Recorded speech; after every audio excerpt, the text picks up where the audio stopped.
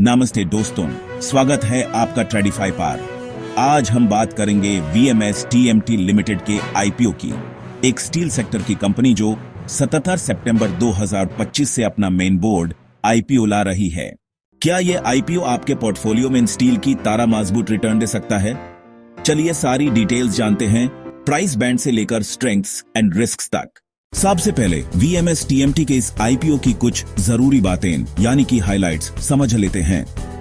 ये वो नंबर्स और डेट्स हैं जो हर इन्वेस्टर को पता होने चाहिए। तो इस आईपीओ का टोटल इश्यू साइज है RS 150 करोड़।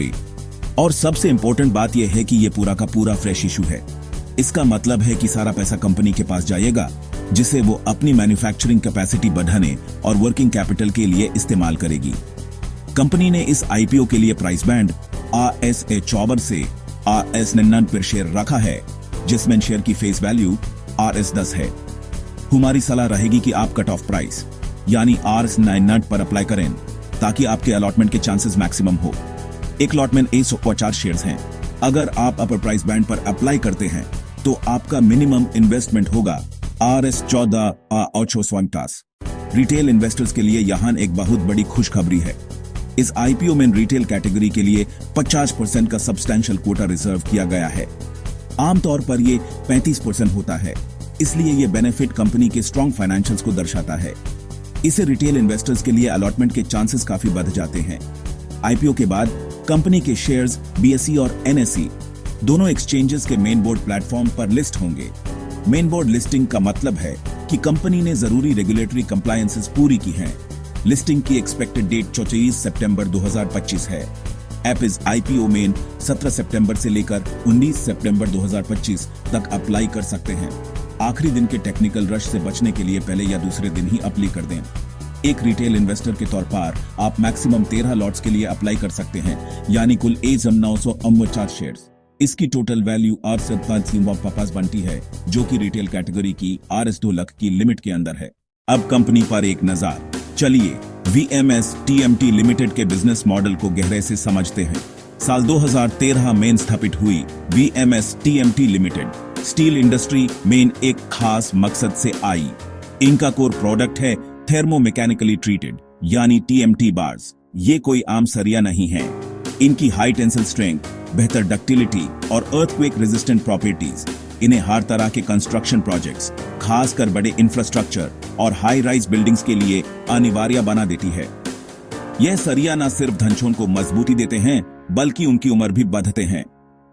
कंपनी का मैन्युफैक्चरिंग प्लांट गुजरात के अहमदाबाद डिस्ट्रिक्ट में है। यह एक मॉडर्न फैसिलिटी है जहां लेटेस्ट टेक्नोलॉजी से हाई क्वालिटी TMT बार्स का उत्पादन होता है, जिसकी कैपेसिटी लगभग 50,000 मीट्रिक टन सालाना है।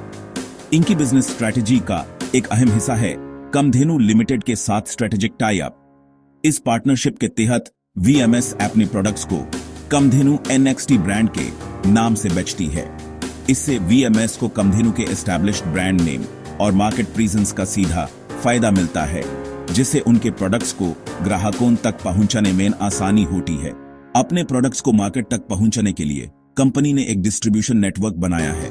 आज इनके पास 3 मुख्य डिस्ट्रीब्यूटर्स हैं जो आगे 227 डीलर्स के नेटवर्क को सपोर्ट करते हैं। लेकिन यहाँ एक गौर करने वाली बात है, कंपनी की सेल्स का लगभग 98% सिर्फ गुजरात से ही आता है। ये एक तरफ उनकी अपने होम स्टेट में मजबूत पकड़ को दर्शाता है, लेकिन दूसरी तरफ ये एक जियोग्राफिकल कंसंट्रेशन रिस्क भी है। फ्यूचर ग्रोथ के लिए कंपनी को दूसरे राज्यों में भी अपने मार्केट को एक्सपैंड करने पर विचार करना होगा। कंपनी आईपीओ से उठाए पैसे को इन चीजों में लगाएगी। गुजरात में एक सोलर पावर प्लांट सेटअप करना RS 4 करोड़, वर्किंग कैपिटल को बूस्ट करना RS 30 करोड़, सिलेक्टेड लोन्स का रीपेमेंट RS 11 करोड़ और बाकी जनरल कॉर्पोरेट पर्पसेस के लिए। आइए एक नजर फाइनेंशियल्स पर। FY 24 revenue RS 7,796 crore, EBITDA margin 4.7%, PAT RS 13,50 crore 1.5% margin, return on equity 33%। Positive बात, रेवेन्यू 2 साल में ऑलमोस्ट डबल हो गया है। नेगेटिव बात, डेट ज्यादा है। डेट इक्विटी सेक्टर से और प्रॉफिट मार्जिन थिन हैं। Strengths: large production capacity, 2 lakh MT per year. Kamdenu NXT tie-ups a brand trust and distribution network. Revenue growth steady. Bill its manufacturing plan cost control me help karega. Risks: 98% revenue Gujarat से, geographical concentration. PAT margin surf 1.5%, thin profitability. Raw material, steel billets, price change का risk. अपना brand कम, कमधेनु पर ज्यादा depend. Execution risk in new billet plant. Peers से comparison, Kamdhenu लेड का पिटी है RSFAS करोड़ और EBITDA margin 8%. Raj iron and steel का मार्जिन 18%. VMS TMT सर्फ 4.7%, EBITDA मार्जिन और RS 13 करोड़ PAT पर है. तो पीयर्स से मार्जिन कम है. वैल्यूएशन ध्यान से देखिए. Quick recap important dates K. Anchor bidding 16 September 2025, IPO open 17 September IPO close, 19 September allotment, 22 September refunds, 23 September listing, 24 September 2025. तो दोस्तों, अब आते हैं सबसे इंपॉर्टेंट सवाल पर. VMS TMT IPO में इन्वेस्ट करना चाहिए या नहीं? देखिए, यह एक डबल एज्ड सोर्ड की तरह है. एक तरफ VMS TMT एक ऐसी कंपनी है जो स्टील सेक्टर के ग्रोथ पोटेंशियल को टैप करना चाहती है. उनके एक्सपेंशन प्लान्स एम्बिशियस हैं और देश में बढ़ते इंफ्रास्ट्रक्चर प्रोजेक्ट्स से TMT बार्स की डिमांड भी स्ट्रांग रहने की उम्मीद है.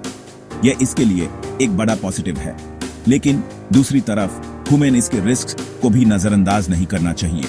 स्टील इंडस्ट्री हाईली कॉम्पिटिटिव है, जिससे कंपनी के प्रॉफिट मार्जिन्स पर हमेशा प्रेशर बना रहता है.